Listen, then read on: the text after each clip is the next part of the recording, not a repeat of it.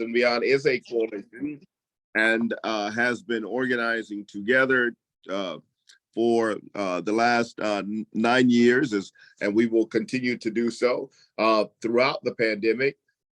We did not pause, but we moved to a different platform, and so we stopped meeting in person, but began to utilize Zoom. And that's what we've been doing faithfully every Monday, and will continue to do so.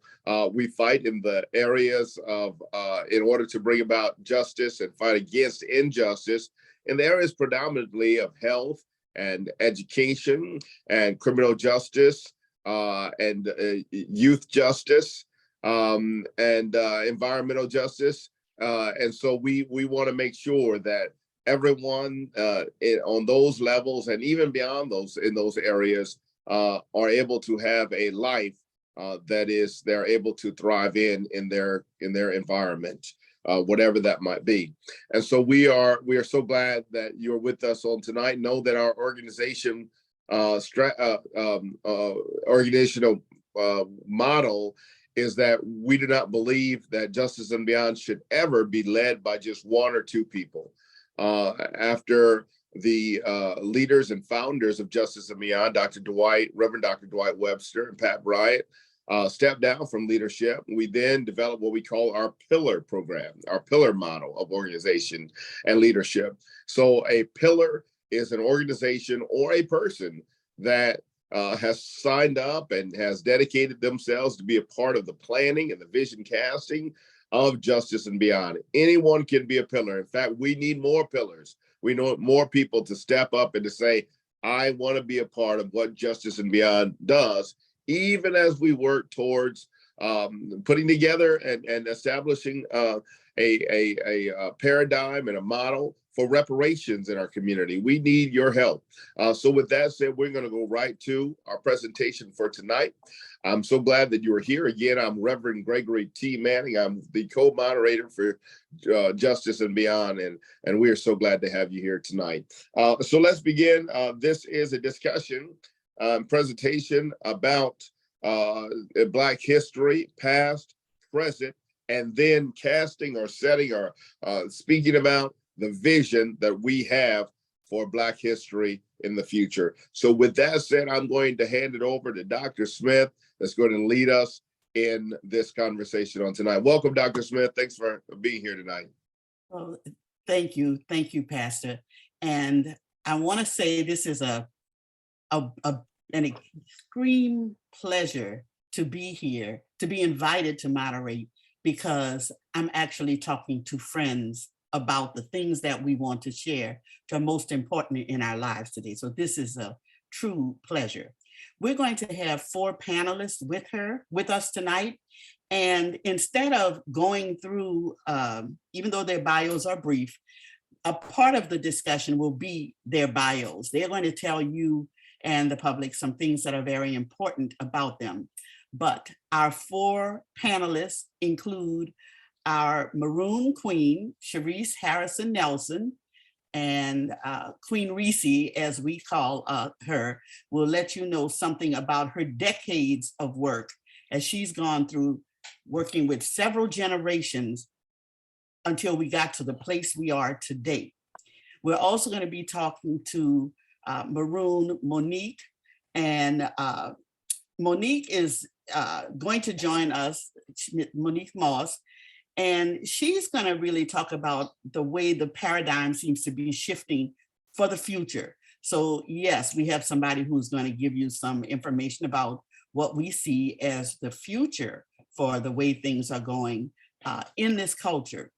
We have Big Chief Kevin, and Kevin Turner is going to talk about time from when he was a child to how he became the artist, and he is a true artist and has self-actualized as such later on. And then finally, but not less important, will be Princess Ariya K.K. Smith. Ariya brings a very unique perspective. Cherice insists that it's equal to everyone, so we're going to honor her with that. But she also represents the future in that Her paternal grandfather, she unfortunately did not get to meet him. She's been learning French so she could travel to Africa. And she wanted to learn about her family and visit with her grandfather, who lived and died, unfortunately. And I'm sorry, yeah, that's something that it's a little bit of a trigger. I should have warned her. But her grandfather was African, so she comes from a direct line of people who were not enslaved. But then on the other side of her family, my family actually owns a plantation where our people were enslaved. So, and on her father's side, her other grandfather, they're from Honduras, and they have a whole different story that they can tell. So Ariya represents quite a bit of the diaspora and an African culture. Today, we're going to be discussing a little known way of life that had its origins back in the late 1700s, and it occurred wherever people were enslaved in various parts of the world, as people found ways to escape that life and to create a life of their own. And so we're going to be talking about maroons, maroonage, and it's spelled a couple of different ways with some extra letters here and there, but however it's spelled, we have a definition that we're going to use for operating today. And that is the heroic challenge to white authority and the living proof of the existence of a slave consciousness that refused to be limited by the dominant white culture. And I'm reading that because I want to get it correctly. You're going to be hearing us talk today about Mardi Gras Indian, masking Indians, Black masking Indians, maroonage. In every one of those cases, it's about people who have decided, as one of our popular songs says, they won't bow down. They don't know how. And that song is relatively new, only maybe 40 years old, Cherice? That's new, but I'm just telling you, these are people who will not bow down. So we're gonna start with the Queen Reese. She's known by a couple of names: Maroon Queen, Big Queen, Mommy Queen, sometimes, depending on who's talking to her. And Cherice, we're gonna ask you to share your basic background, the background of the Guardians, and particularly your family legacy. And then we're going to move on in, this is just starting from the past. Can you tell us about your past? Well, my earliest ancestor that I actually know that I can call his name was Madison. And he was enslaved. He was stolen from Virginia in 1820 and brought here as an 11-year-old child and enslaved. That's who I come from. And he was on my mother has a copy of his bill of sale. It says he was a grift or grief, depending on how you say it. And Native American ancestry. I don't know how to do this. Okay, send the voicemail. Of African and Native American ancestry. And for my family, I'm the third of 5 generations that was participating in a tradition known as masking Indian. And I don't run away from that because that is my history. But we have evolved into calling ourselves a Maroon society. Okay. I don't know. Okay, there you go. Can you hear me? Yes, hear you and see you. Okay. So we have evolved into calling ourselves a Maroon society because of a number of things. I had an opportunity to study in West Africa on a Fulbright scholarship in Ghana and Senegal. But today, we honor my father's memory by our continued inclusion of children in the group. My father always wanted children to be a part of the group. And Ariya is proof that he is part of the group. And I have to just say this about the tradition. This is kind of out of order, but I want to emphatically say that people call us a street tradition, a street culture, We are not a street culture. You do not throw beans and up pops an Indian, a brass band, a social and pleasure club. We are community. We live in communities and we try to bring beauty to our communities. It's communal traditions. And I want to just say that because can't keep calling us a street culture, can't keep saying we're violent. We're not violent. This country is violent, but people don't make a suit to tear it up and get in a fight. And that's my other soapbox. Okay. Good point. Good point. We're going to go to Chief Kevin now, because Kevin, you have been doing this for a while. So how do you describe yourself? Are you a Mardi Gras Indian, a Black masking Indian, a Maroon member? How did you begin this journey? Well, actually, I started in masking Indian in 2008. Prior to that, when growing up, I watched my grandmother sew on a sewing machine, and I just learned how to sew from that point. But I seen a lot of stuff in the culture that I felt that it should be shared with other, regular people that can't really come out carnival. So I bring the culture to the people, nursing homes and senior centers, elementary schools, Head Starts. I bring the culture to the people. And my suit is kind of different from most other suits. My suit is the vision that comes to me. I don't have a violent picture or anything negative on my suit. So my suit is basically whatever I feel or whatever I get in on a spiritual level. And that's basically how I do my suit. And I've been drawing most of my life, elementary school, middle school, high school. And basically I just draw how I feel and be how I feel and share what I love. Okay, thank you, Kevin. We're going to go to Princess Ariya now, because she's the newest person on this panel to living this way of life. And I'm going to ask her, Ariya, what does it mean to be a princess in the Young Guardians of the Flame? It means like expressing. You have to speak up a little bit. Sometimes it can be like expressing your feelings, or like doing things that you really like, picking out a color, like showing the people what you like to do. Okay, so what does a princess do, actually? What do you do? Sing, dance, and look pretty. Sing, dance, and look pretty. Okay, so I brought a couple of pieces, and would you take this cape and show it? This is a little bit of what Ariya actually does. It's the heart on the back. Okay, can you tell us what this double heart is, and just a little something quickly about this particular suit?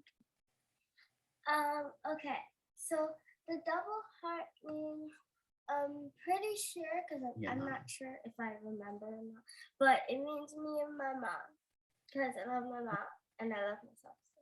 Okay, and what about the colors on this suit? Turn it to the front. Silver. Silver. I actually chose silver. I'm not sure why, because one time. Neither am I, but go on. One time I wanted gold, but I just chose silver for this one. And how did you get to choose silver? Because it was my turn to pick the color of a suit that we all had to wear. Okay, pick silver.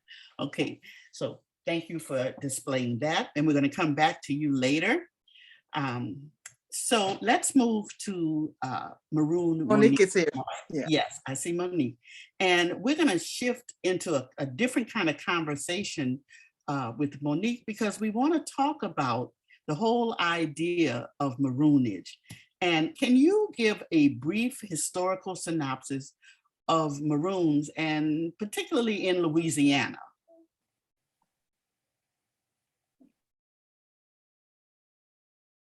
Oh, Monique, you're on Mute. Mute. Greetings, everyone.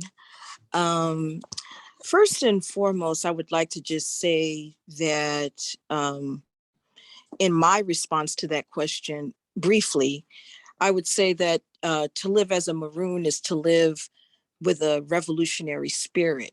I believe it is to uphold self-determination as a birthright, which is in direct contradistinction to the practice of, let's say, blindly adopting, following, or promoting beliefs and principles and theories of a dominant group in society. But two people that I have worked directly with for over a decade now, who are really steeped in the study of Maroonage and Maroon societies in Louisiana, are Malcolm Suber and Leon A. Waters. I've been working with them for a number of years in a number of different contexts related to the history of Louisiana. And the study of Maroonage is actually a part of that work.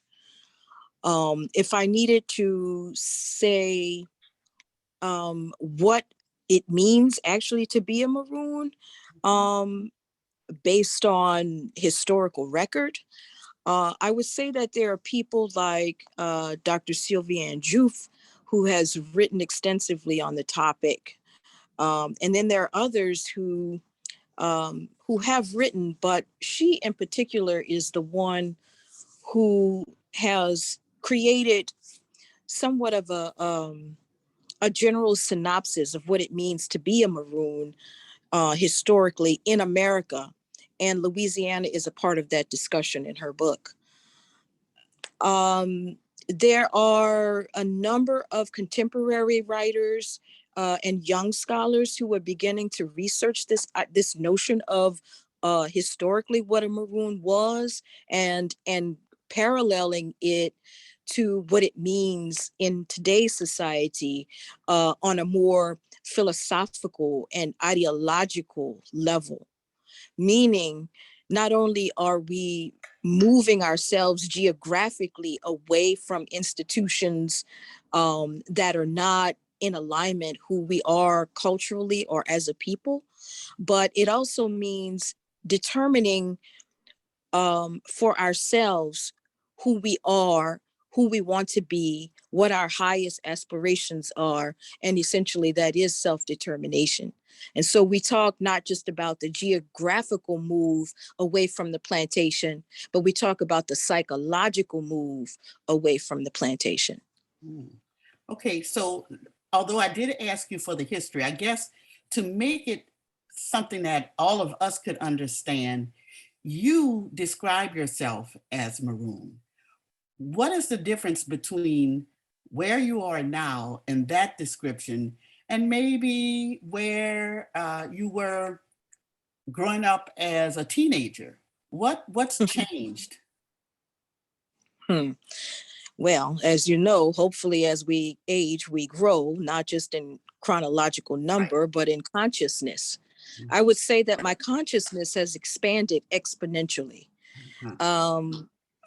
In retrospect, looking back at myself as a teenager, I felt that I was in some of the most quote unquote educated spaces that New Orleans had to offer.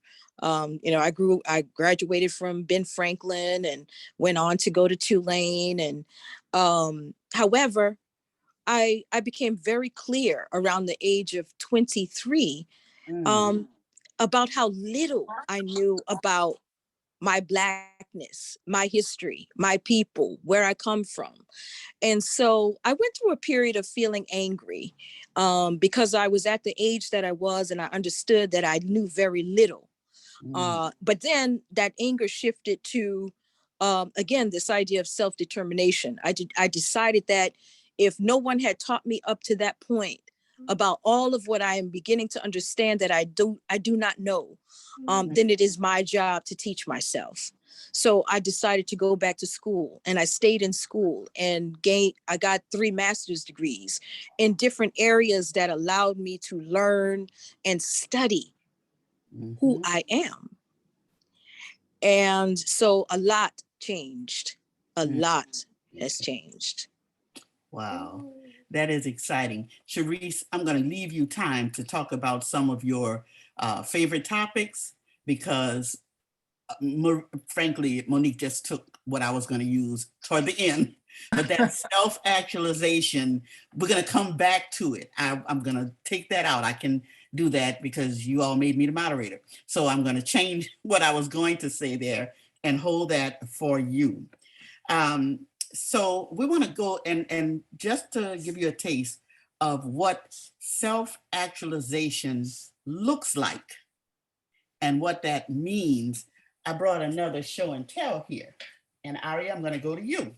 Oh. Okay, because I want to show you this, and I'm bragging a little bit. This is a vest that Ariya wore with her suit a few years ago. But it was the first time that she decided a message she wanted to send.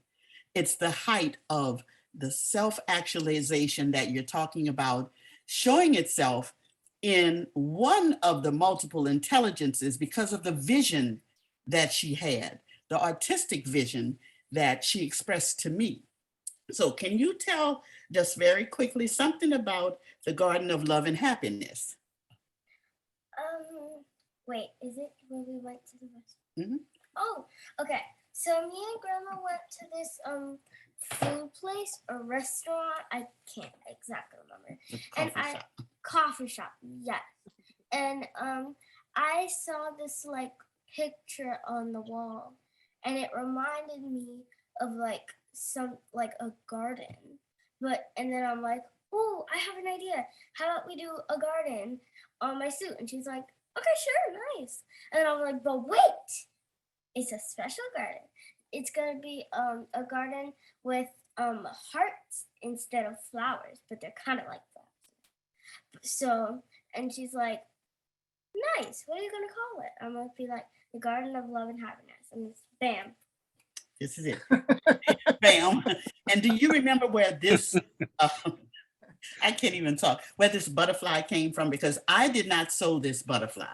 I sewed this part, but where'd that come from? That came from a patch that I think Queen Reese gave. No, Oh, no. It came from Mr. Ike. Mr. Ike was born in the 20s and he loved butterflies. They were a metaphor for freedom.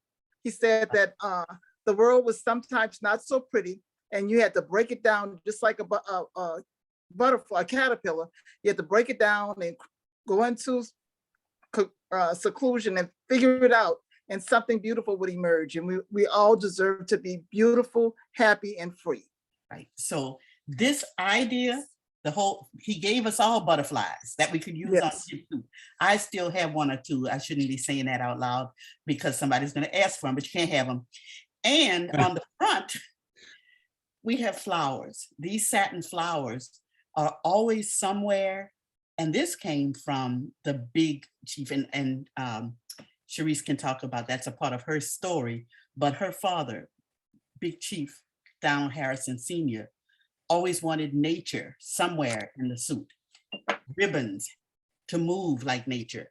And so these represent generations far ahead of Ariya in here. She was able to give her part, to use her own different type of intelligence to create something, to envision something. We think of intelligence as just verbal and mathematical, sometimes musical.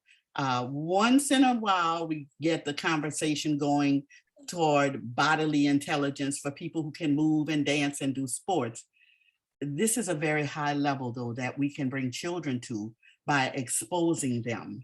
And that's a good example. She has one more to share at the end, but I'm going to go to Chief Kevin and ask Kevin, why do you embrace this ideal of maroonage? Well, I guess as a child, I wanted to be different. I wanted to set my own path and do my own thing.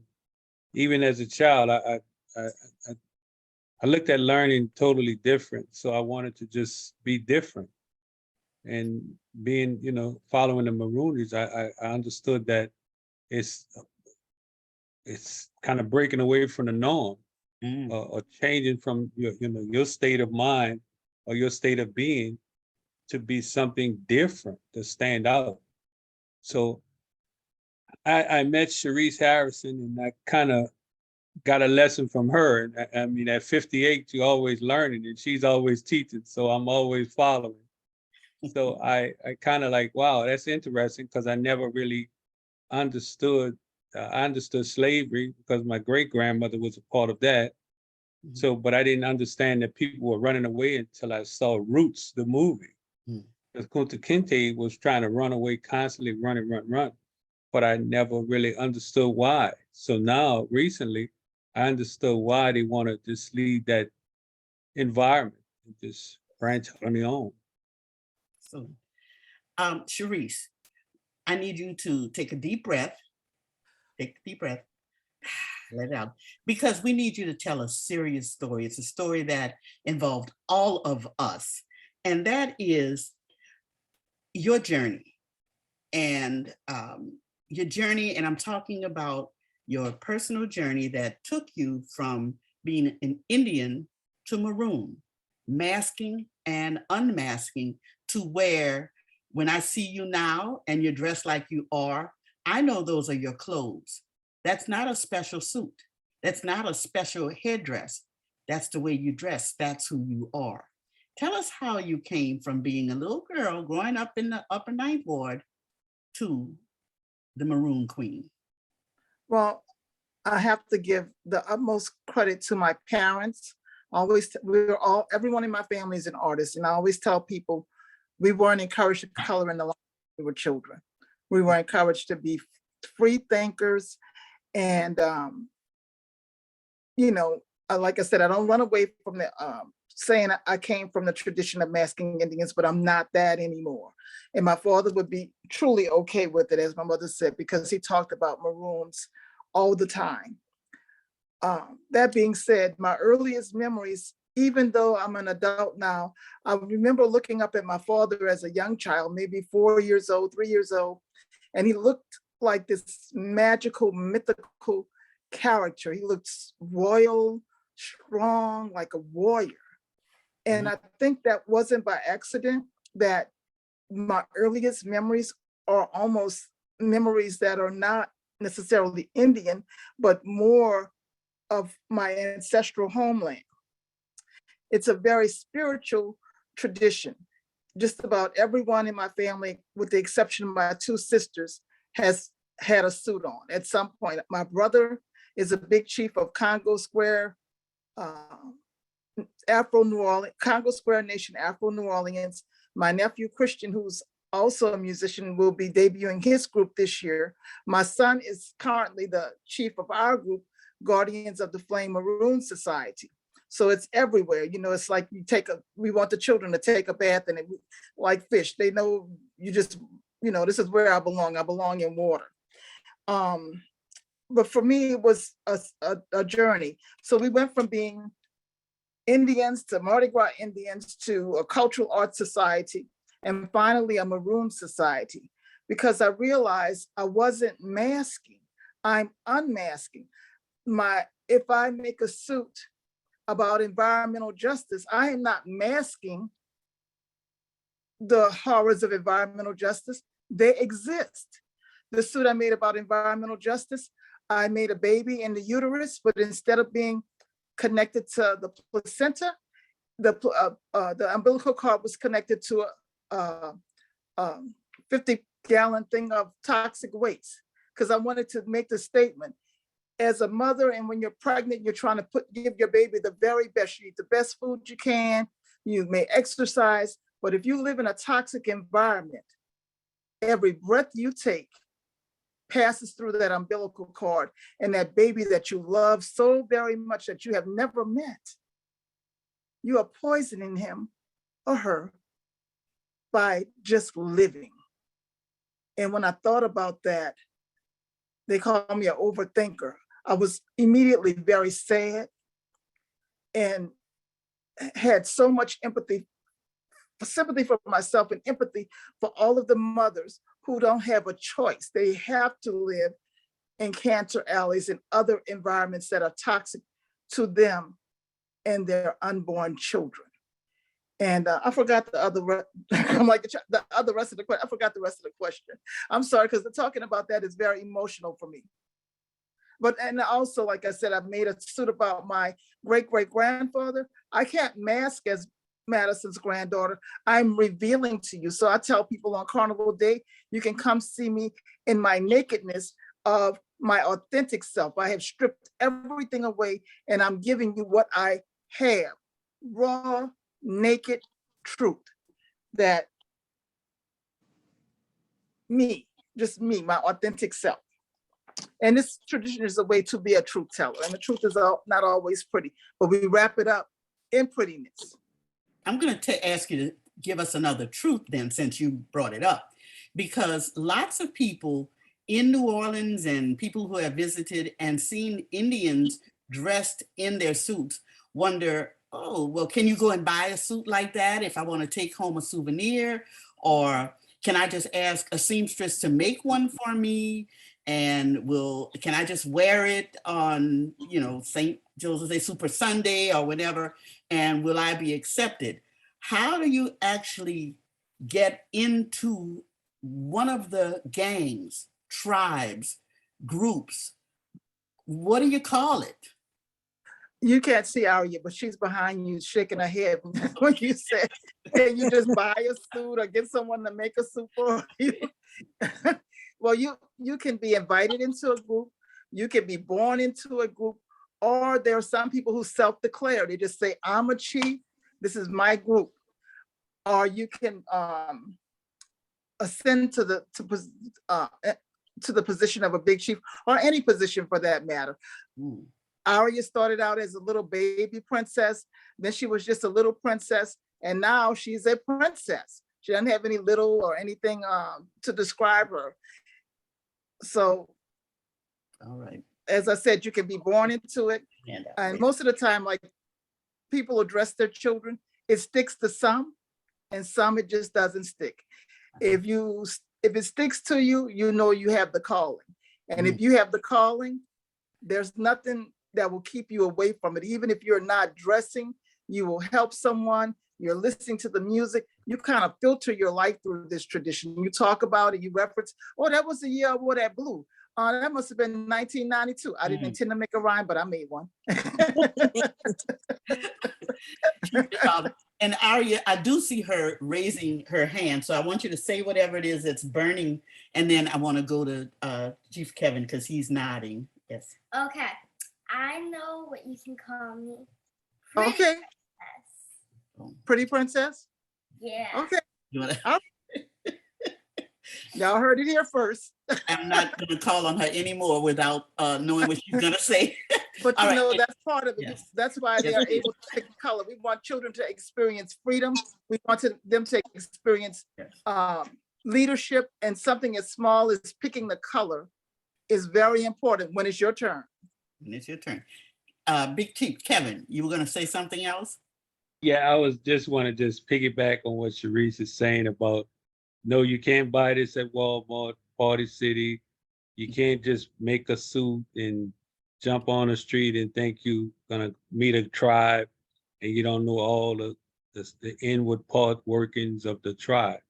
I came in as a wild man and I worked myself up through the rankings. It's wild man, spy, flag, gang flag, third chief. And then I didn't stop at third chief. I just broke out on my own and developed my own tribe, Creole Chevelle, which is a Hopi word meaning spirit warrior. Because the spiritual part of the suit itself, if I were to buy it, I would feel the spirit from the person that made it. Just like I don't let anyone sew my suit. I sew my own suit because I don't like all the different spirits of different people. So, but it's more spiritual to me.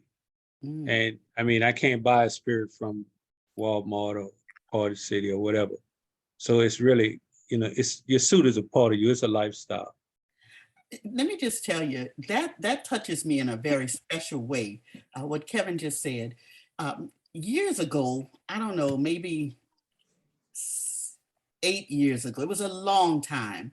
Um, the Guardians were participating in an art exhibit where actual artwork, pictures of the photographs, etc., were going to be for sale. And we were downtown at this display, and Cherice, it was the Arts Council. The jazz. Oh, I don't know. It might have been. It was downtown. Okay. Okay. Well, it must have been an Arts Council. Okay, yeah, and we're in the Central Business District in this beautiful art exhibit, and where you would not expect to see Indian art. They weren't generally dressed in their suits. They were wearing regular street clothes, except that these gentlemen, and it was all gentlemen doing this, it was the year of the wild man, and they were inside, but they took their singing and their music outside on a corner downtown. Nobody was asking them if they had permits or anything like that. They had tambourines and a few drums. And these men were performing, singing their songs together, a large group of them. I was there with my grandson, who was maybe about 4 years old. And I started looking around the crowd for Nick, and I didn't see him. Well, you know what that's like if you're a grandparent and all of a sudden your grandchild is missing. And I found this 4-year-old outside in the middle of about a dozen to 20 men. The men were singing, the men were dancing, the men were drumming. And my grandson, who somebody described him as ADHD or something like that, was running around circles right on the corner with traffic coming and the music, but he never made one foot into the street because those men who were singing and dancing and performing and enjoying themselves were watching him. And when I stepped out the door in a panic, like, oh my God, what is my son gonna do when he realizes that I let his child go out? What is his mom gonna do if they realize that I wasn't watching? I had all these men watching my baby. And he was enjoying himself with these grown men who were 20, 30, 40, 50 years older than him. And they treated him like he was one of them. It amazed me. So I went to our big chief, and Brian Harrison Nelson picked him up and he said, meet the wild man.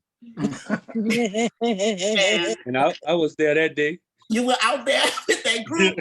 Okay, and they told me, okay, you can go on and make his suit, but he got to have horns. And so from there on, his suits, I have horns in this. He wasn't able to come yet, but he's going to be here Mardi Gras Day. So I would love to show you the horns that I have for him, but I can't show it to you. You'll have to wait until Mardi Gras Day to see the horns, but it is something very special. And I understand just what you meant about that spirit though, Kevin, because I didn't know he had that in him. But you all, y'all like watch that. Dr. Smith, that Mr. Ike, and you know, that was my boy. I love Mr. Ike so much, and I know he loved me. But Mr. Ike was always very upset when he talked about African-American men in a tradition being violent. He said that every time they said that, we say it about ourselves, we give them metaphorically a bullet to say they're scared of us and to dehumanize us and say that it's okay to shoot them or kill them or whatever because they're violent. But Mr. Ike said they always said that, but they never talked about the Black on Black love. And that's what he always said. It was Black on Black love. We take care of children, we take care of women, and we take care of each other. And at the end of the day, all we want to do is have fun and be pretty. I want to switch back to Monique now, if we can, because recently, Monique helped organize a very touching spiritual event. And the Guardians of the Flame and their kids in the Maroon Society were able to do an initiation ceremony in Congo Square. And she helped organize this and present this. And we had our special person who took charge of the actual ceremony all the way from the Congo, Papa Tito Sampa. And I would like to ask Monique, why did you do that? What was the purpose in creating that ceremony for the members of the Guardians? Well, first and foremost, we were welcomed by Maroon Queen, Reese, to sit with her and her beautiful mother.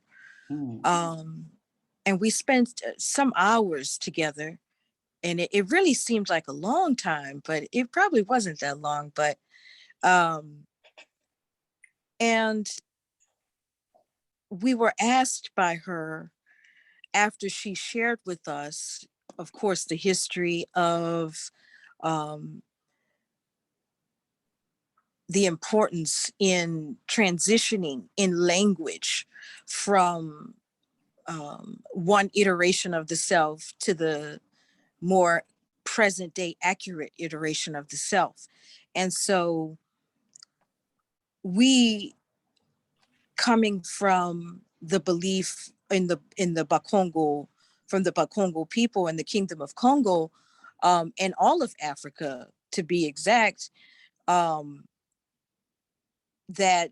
rites and ceremonies are integral to the culture because they create community, they document time, it's ceremonial, and probably more than anything, it indicates the evolution of the self from one state to a more evolved state. And so for me, rites of passage and initiations are ceremonial protocols, and they're intended to function like markers, markers of progress or declarations, or accomplishments of goals. And like as in a graduation, after you finish 12 years of study, you have that graduation ceremony, and it means everything to you because it's a reflection of so much change that has happened to the self. And now the self is ready to move forward with the next iteration of growth. And so we had the Bakongo ceremony, which was spearheaded by Papa Tito's Sompa. And that ceremony was called the Lusakumunu Luatumba Nkumbu. And basically it was a ceremony that honored a rightful return, a philosophical and ideological repatriation that we feel was rooted in seeds that were sown by the parents, the grandparents, the great grandparents, and then in present day receptive by a daughter. And so that ceremony was, I'm not sure if it was the first of its kind, if it was the first of its kind in the city of New Orleans, but it absolutely, in my opinion, represents a paradigm shift. Excellent. I've never heard of anybody else doing it. I'm not going to say it did not happen, but I will say that as a result of it, Ariya has this certificate, and I hate showing it like this without sharing because it does come out backwards, but the children and the adults in the group received the certificate. And I shared this with an aunt of hers who just visited Africa about last week. She was specifically in Nigeria, but they have family members in Guinea also. And she was so impressed that we had this ceremony, that it could be something that would document our whole lives, not just the background, but where we are today. And I think, Monique, I'm ready to sign up for your class whenever you decide to start it, because there's a whole lot that we would love to know, and you have that information to share. We're working. Okay, because it's time. Okay, and it's time. Cherice, so what does it mean to you to be a Maroon today in 2023? You made a comment recently and you said, and I want to read it, I truly believe my intellectual awareness and growth has been enhanced by my immersive experiences as guardian of the flame, Maroon Queen. Explain that ceremony, that comment, and what does that have to do? How does it connect with the ceremony that Monique just described to us? Well, I am an artist, and being a part of the tradition is a cultural and artistic expression. But I consider myself, I call it the apex at art, advocacy, and activism. And recently I developed a character of, not a character, a persona of the plague doctor. The plague doctor dresses in white and it wears a plague mask, and it represents silence, specifically white silence in the face of atrocities perpetuated against people of African descent.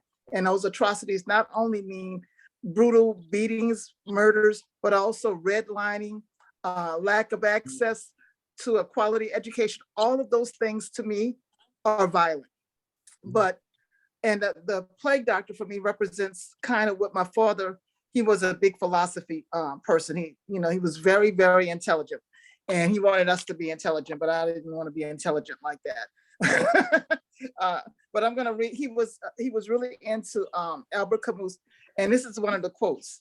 The only way to deal with an unfree world is to become absolutely free, that your very existence is an act of rebellion. And I try to live that in my life, to let people know that I will not bow down. But I also, and Reverend Manning, you will know the exact verse, I think it's Corinthians 13. Love is patient, love is kind. I can't recite the whole verse, but I have it on my bathroom window mirror if anybody's been to my house or my studio. It is the way I live my life. It is my mantra for life, to be free, but to be loving and not to do harm. Thank you, Cherice. I'm going to ask Ariya to stand up for a minute, because we're going to go to everybody on the panel and ask for some closing words. And then we're also going to open up for questions. But I'm going to put this headdress on Ariya. Pull it down. Can you do it? She's got a lot of hair, okay? A lot of hair. Let me take this and loosen, maybe it'll help. Okay. And I do want to point out, you can sit down now, that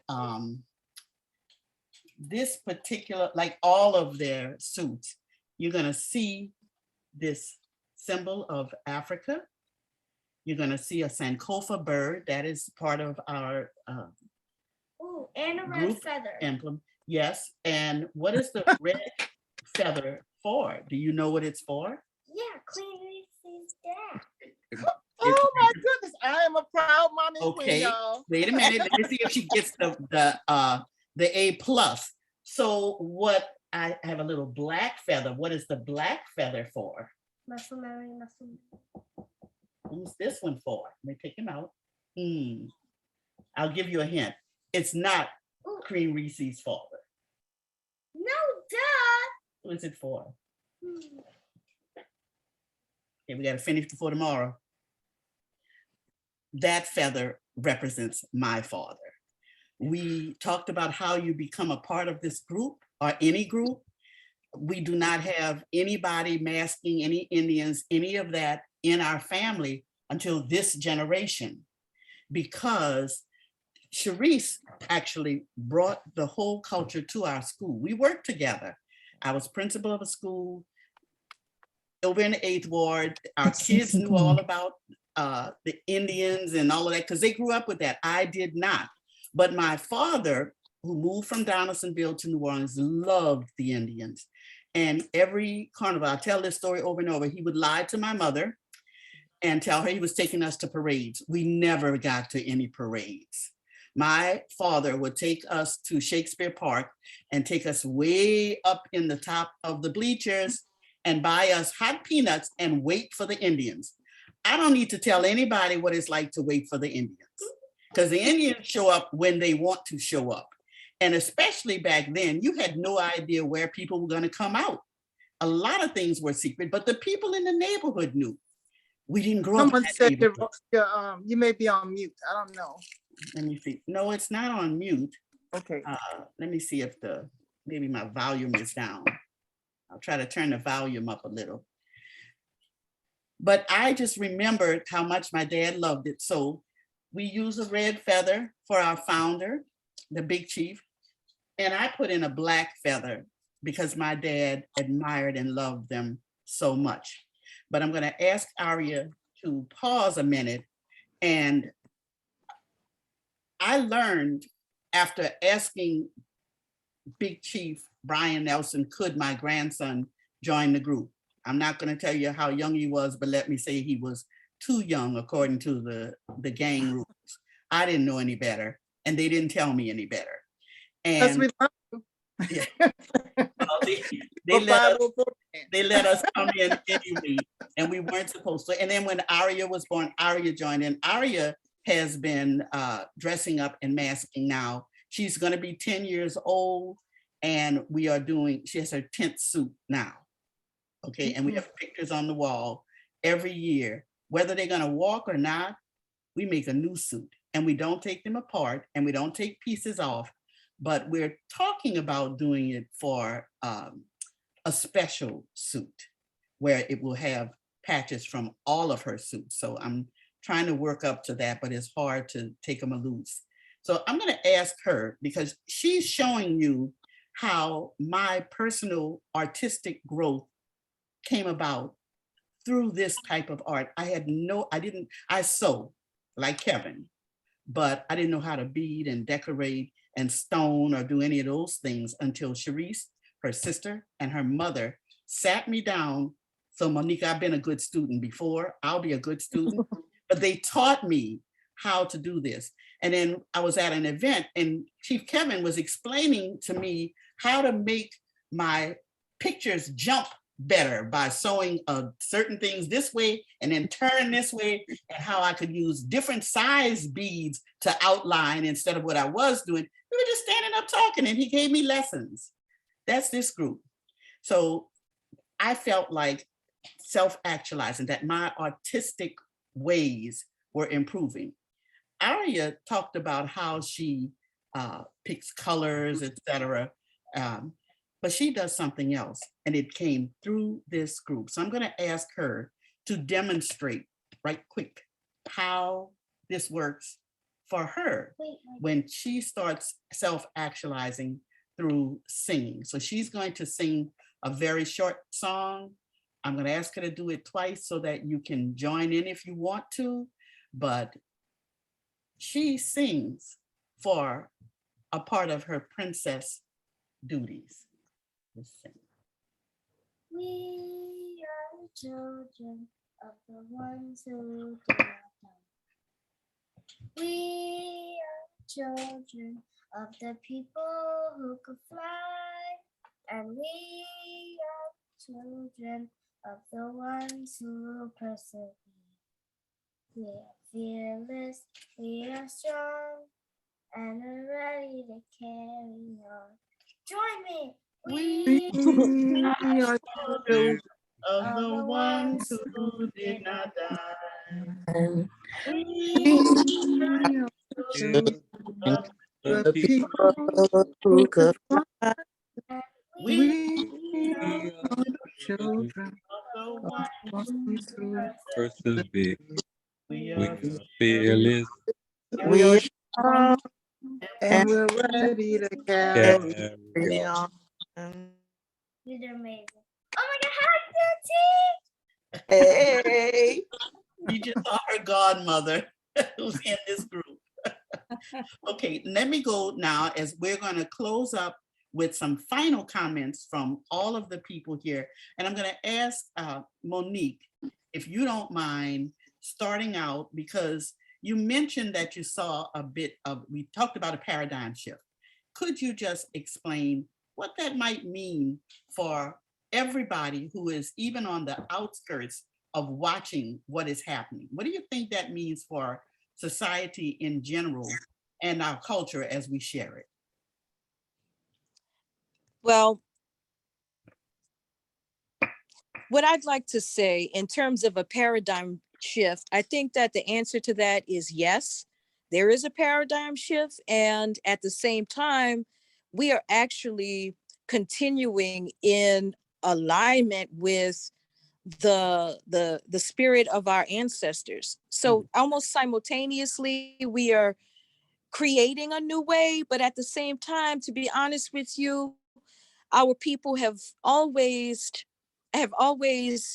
um eh, shown um a resilience and adaptability and survival skills, and then a certain drive to get closer and closer to who it is that we feel that we are supposed to be in this life. And so for me, it's about language. It's about the use of words to describe, to represent, the use of visuals that are supposed to be symbolic of something. And so for me, I use the words, the etymology, the symbology.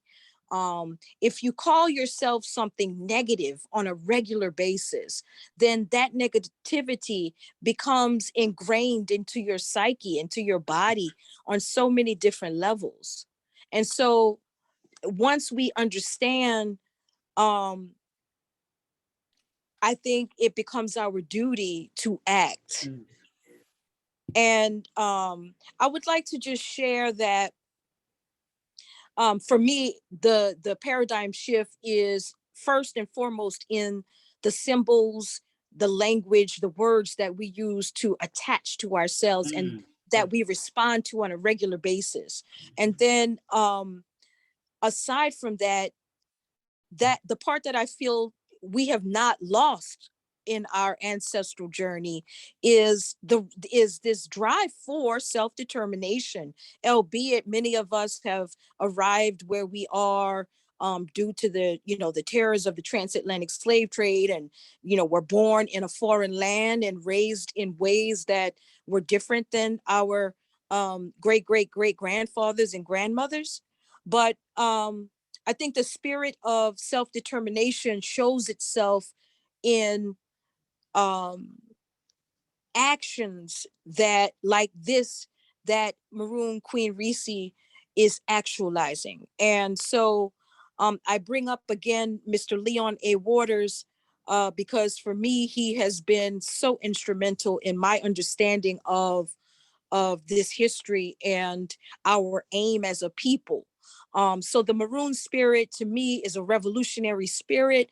And just like in Haiti, which was that country that established itself as the first Black independent republic in the world, the Maroon spirit is that spirit of wanting to decide for ourselves how we will govern ourselves, what our principles, our ethics will be, what cultural practices we will uphold and promote, rather than assimilating to something that is foreign. And so my final words basically relate to the mantra that I hear all the time coming from Leon A. Waters, which is our aim is to establish who we are by us, basically. Yes. That is, I say, that's wonderful. Let me go to Kevin, Big Chief Kevin, because you're in a unique position. We have an intellectual leader here. She can teach us. You're in a position to show us. So what do you see yourself doing in the near future that might represent some of what we've discussed today? Now, you don't have to describe your whole suit for this. Yeah. I already know the color, so I'm not saying anything, but what are you doing? You're absolutely correct. I am my unique self. I try to be unique. I try to teach unique. I speak uniqueness. So basically, that's me. I try to bring out each individual their own uniqueness. Mhm. And I know a lot of people in the culture and they, oh, Chief, do this work or this work. Just be yourself. Be your own unique self. Show your own inspiration, your own imagination. Let's step out of the box for a moment and just be yourself. Okay. So, You- Ariya, the chief said, be yourself. So before we say be yourself, just tell us the best thing about being a part of this type of group where you can be yourself. What's the best thing about it? Probably. Okay. Does anybody know like phrase or sentence? You learn something new every day, or something like that. Mhm. I've heard that. Well, yeah, that's kind of it. You get to learn like new things. You get to express your feelings. You get to like, well, practically like find out other things about people. You can like, you know, make new friends. Definitely make new friends. Best part. Okay. So, And she has a lot of adult friends. Yeah. Yes. yes, Ariya has adult friends, and that's how she describes them. Okay. And they treat her like an adult. They don't talk down to her. They don't treat her like a baby. And last summer, was it? When did we go to Arkansas? June, June. June. Yeah. And Yes. we went to a festival. And again, Ariya was the only child there, traveling with a group of adults. Kevin was there, Cherice, all of us. Once again, though, I was so excited because we had 3 or 4 men in our group, and all of them helped look out for Ariya from the time we got to the airport, traveling on the bus, when we were at the hotel. They all looked out for her, and Ariya had the utmost respect for the group, but she acted like she was a part of the group, not like a child in the group. She was performing with the group. And I'm just going to add, because she wants to say it, she also got paid like the group. Yeah. So, Cherice, I'm going to give you this last question because I'd like you to close on the opportunity we have today and some of the other opportunities that we've had in trying to find ways to spread the culture. Regarding the flame, you guard the flame. What is that flame that we keep singing about and talking about? What do we do to guard that flame? And what does it mean to you at this stage, having done this for decades? You're I have 65. I have a lot of blurred lines in my life. So I think now the most important thing that we do to guard the flame and honor my father's legacy is the Down Harrison Senior Book Program. Through that program, my mother has given away over 40,000 books, and I made her stop counting at 40,000 because I felt that was a benchmark number. The books are new, and many of them feature children that look like our children. And many of them are Coretta Scott King award-winning books. We're giving out Amanda Gorman's book now to the children. That's our Black History Month book. Ariya, I have your books for your class. And my father was an avid reader.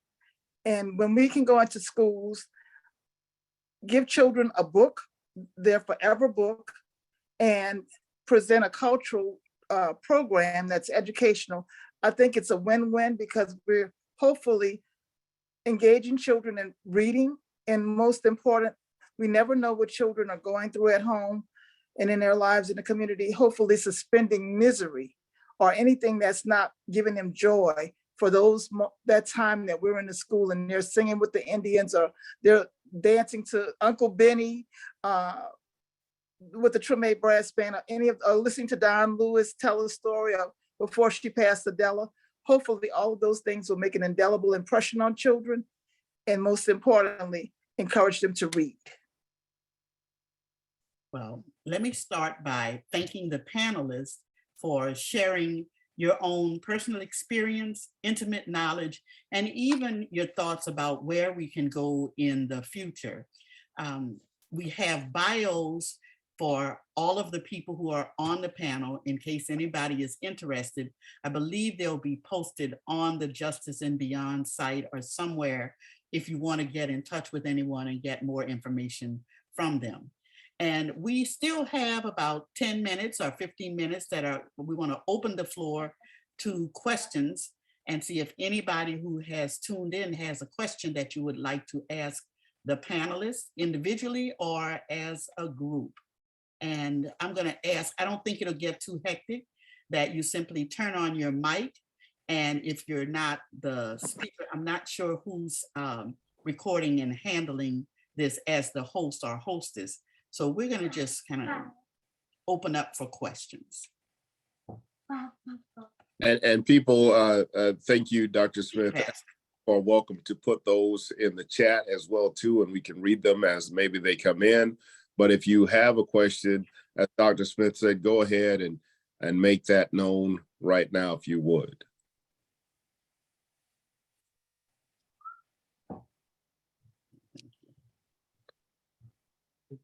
There, let's see. Valerie, you still there? Dr. Smith, I don't know if you see the No, there's no, I'm doing it for Val today. I don't see any questions at this moment. Okay. Let me just say, as we're waiting on some who may have any questions from what we've heard tonight, or even a comment, this is absolutely spectacular. And I'm so glad that we have the opportunity to promote this on Facebook and even beyond that on our YouTube channel and so forth, because people, especially our young people, need to hear this. Princess Ariya, thank you so much for sharing that song with us. It so much blessed me to hear you sing that. We are indeed the children of the ones who didn't die. That is what we must know, what we must cling to, and what must give us hope and the strength to continue, that we won't bow down.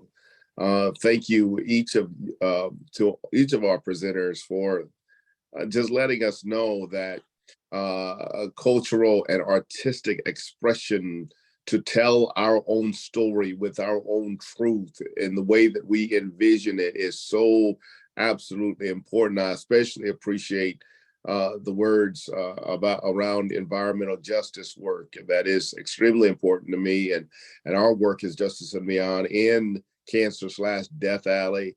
That story must be told, and when those stories are put out there in the form in which you put it out, people are drawn to it and become inquisitive and want to know more about what they see, so that their lives can be changed just by that cultural and artistic expression.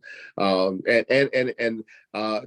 what Big Chief said, I believe, and what all of you spoke of in some way, is the understanding of love, which is contrary to what we get within so many of our media platforms today.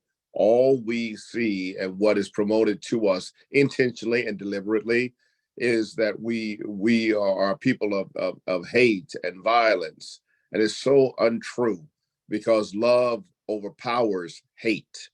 And when we talk about, so much talk about black on black crime and black on black violence, I love the promotion of black on black love, because that's why I love New Orleans, that we can call each other love, and we can feel that love by the food, by the music, by the celebrations, by any moment of any day. And that is so powerful to overcome all that we're dealing with today. And our children need to know that they have capacity to love in a unique way that is unique unto them. So I just wanted to say that and share those thoughts. Thank you for allowing me to do that. Thank you. Someone asked if we'll be parading. We'll be doing our sacred procession, rituals procession through the neighborhood in the Upper Ninth Ward. I think we'll be leaving at 9. I always tell people it's a goal, not a promise. But you gonna be ready, Dr. Smith? We're gonna be there at 5 minutes to 9. Okay, so we'll probably leave at 9 because Kevin's gonna get there early and my suit is done. So we're gonna leave at 9 o'clock, and we go through the neighborhood and we salute elders. You're not gonna find us on Orleans and Claiborne. This was a neighborhood tradition, and we keep it in our neighborhood. And our route is very short because we've had young children. Ariya started when she was 1 or 2, not even 1. So we want the route to be one that the children can enjoy. We don't want them to get tired. We stop at Lolette Boutte from the Boutte family.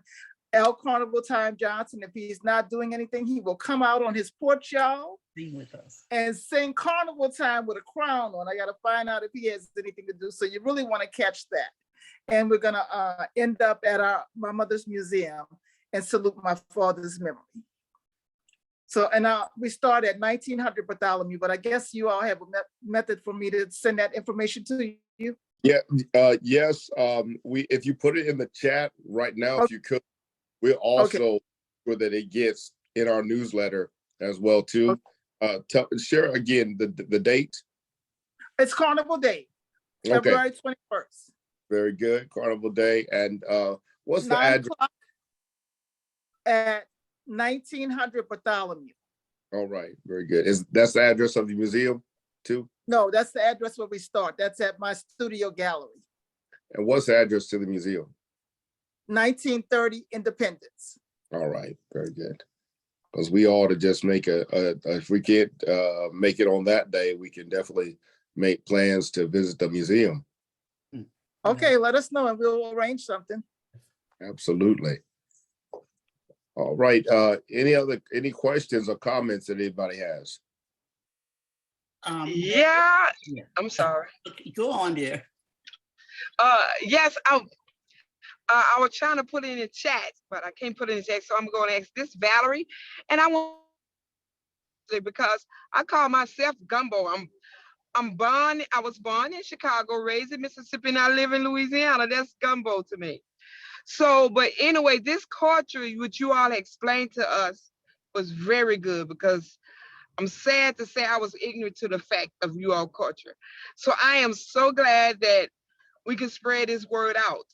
So have you all went to the schools or did like theater or the community to spread this information out? Because we fail, or we do not promote each other enough, or we lack of knowledge, and so we fail. So some people, because we don't know, we be hard-hearted because we ignorant to the fact. But I really believe that when more and more people find out, Black people I'm speaking of, about us, that we'll be more accepted and we will stick up more for each culture that we have. So can y'all tell us how y'all spread this information and how can we help you all spread this information? There's everybody on this Zoom. I wish I could have ran and got the poster.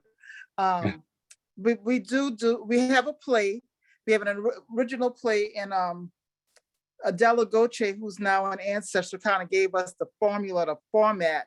And our cast is actually, if you count the brass band, the last time we did it, the cast was actually 13 plus 8, 21. I can add 21 members, but the cast can be as I can do a solo show, and we do shows with children as young as 3 years old.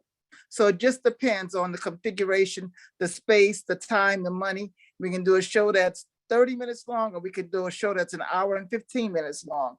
But we do it just depends on what the producer wants or the venue wants. We can do personal stories. We can do a historical overview of the tradition, all of those things. And we punctuate it. It's monologues punctuated with music. And the music means something to kind of move the story along. So people get to learn the songs, because many of them are in the call and response format. And they get to get some history of us personally, as well as the tradition overall. And as far as schools go, we currently don't have a grant But, you know, if we get a grant, we will go into schools free of charge, bring books and do a cultural presentation. But if you have smaller groups of children, say 25 to 30, and you wanna I can't volunteer anyone else to come in, I'll come in and do a reading. And if we can, we'll get a drummer to come with me and we'll give the children books and talk to them about the tradition. And Oh, they're Cherice, supposed to. yeah, this was the presentation we did in October. And as she said, it's a number of people could be involved, all the way down from our older people down to Dilliam, who is the youngest member. Dilliam is 3, and he's going to do his thing. That's all I can tell you. This same presentation or an iteration of it has been done several times, including at The National Park Service. and National Park Service downtown. Something that was also presented in Arkansas, and this one was in October at Tulane University. So it can shift and change the size depending on the venue and the time, but the information is the same and there's a quality there. And I did see we have a little time. Somebody asked the question, where did the name Maroon come from? And Monique talked a little bit about that. That person may have missed the beginning of it, but I wanted to ask if, I don't know if Monique is still here. Yes, I'm here. Yes. Okay, good. I'm lost. You I just gave a really quick brief response, which was that it was from a Spanish word, cimarron. But what I also started to do is to put the books that would answer a lot of your questions about the history of Maroons in Louisiana in the chat. So Sylviane Jouff's book, I put into the chat. I'm not sure if you guys can see it. Yes, but I see a couple. Slavery's Exiles, the story of the American Maroons. Okay, very yeah. good. Yes, and we mentioned that it's the whole idea of maroonage is not something that's just local or even in this country, but wherever people were enslaved, you saw people who were trying to find ways to free themselves from those shackles. And they sometimes created places where they would live temporarily, short times, sometimes long. There are some that exist today. And when you hear about the history, you're really talking a lot of times about men who decided they were not going to live that life, not as much as a full society with women and children, because it was dangerous. But people who decided they would not bow down found other places and other ways to live and survive. So we are not just talking about that history, but people like Monique who decided, I'm going to live my life a different way. And that's what we have here. And I'll add to that, I added 2 names into the chat. The 2 Maroons that you see most spoken about from Louisiana, Juan Saint Malo, yes, and also Bois Coupé. So Juan Saint Malo, speaking on the communities of Maroons, that community that was founded by him was in actuality one that was more representative of the full family. So there were more women in that community than any other that's been recorded or found historically.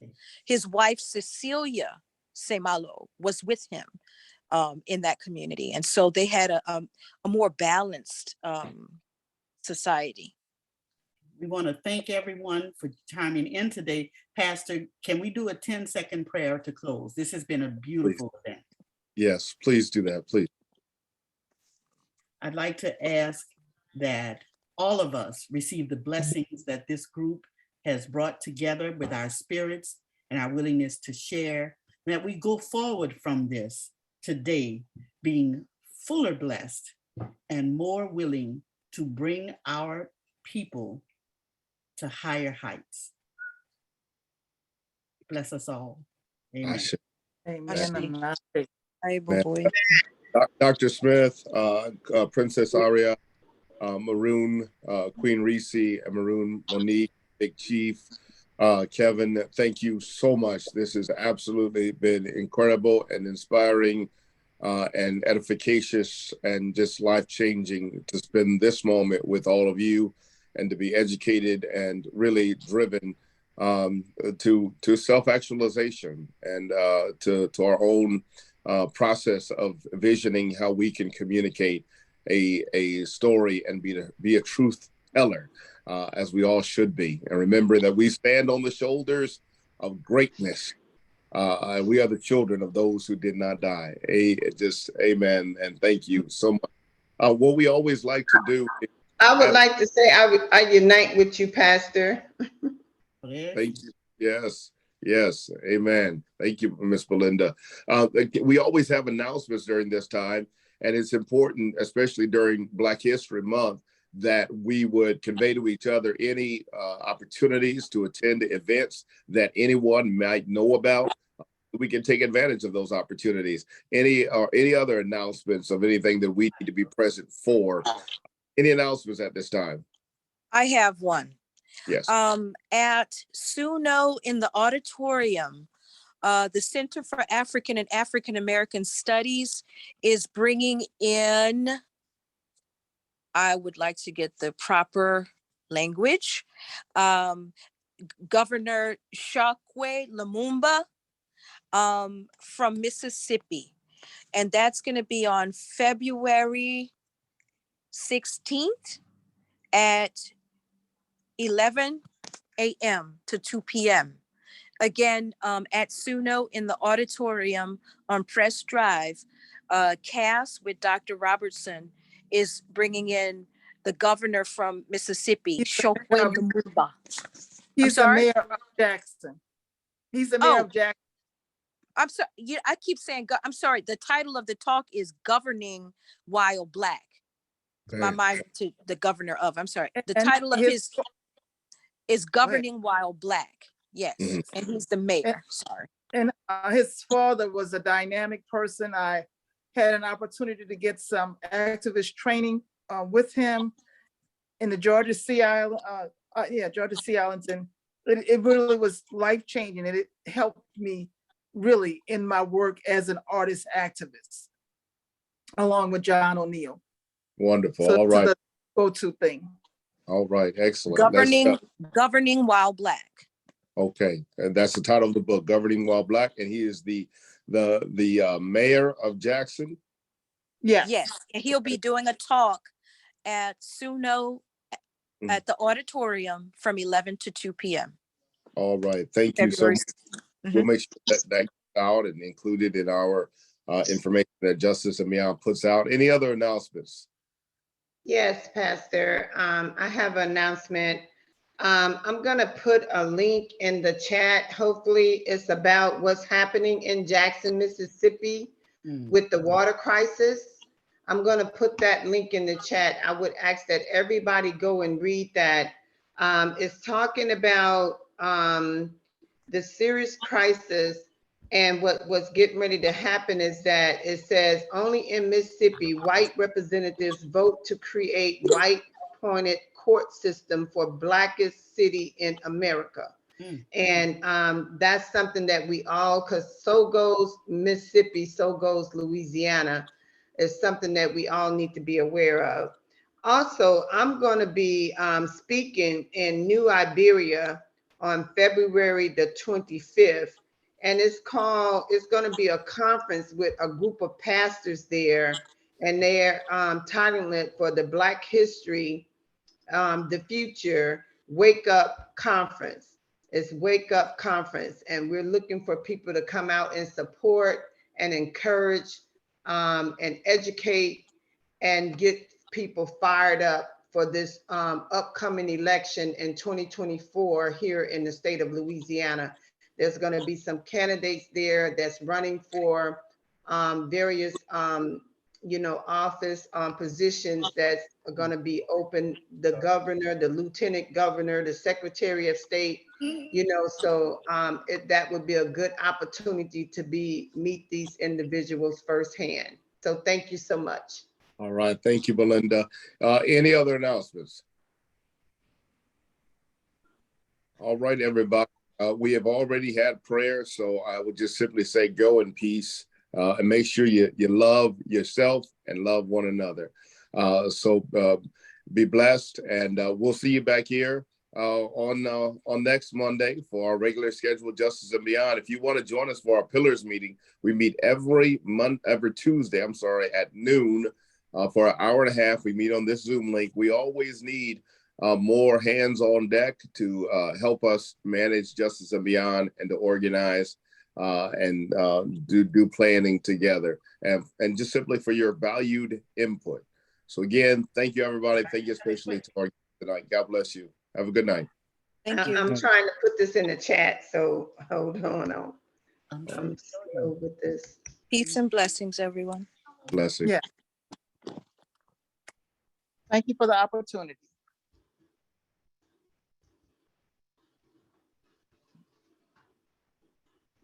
It's not working.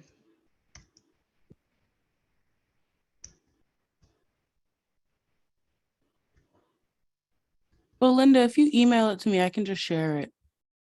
Oh, great. Thank you so much. Put your email in the chat real quick so I can grab it. Actually, if you give me your phone number, I can text it to you right now, because that's what I'm trying to do, is get it off my phone.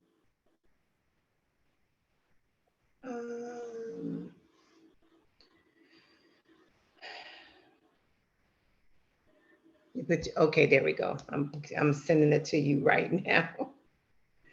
Thank you so much. Alrighty.